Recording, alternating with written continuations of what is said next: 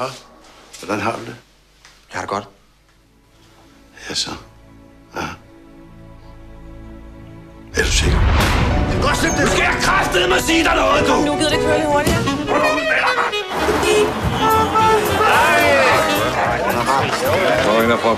Jeg stopper her og håber, vi må få en dejlig fest sammen alle sammen. Lad os så få noget at spise, ikke? Det er en kæreste.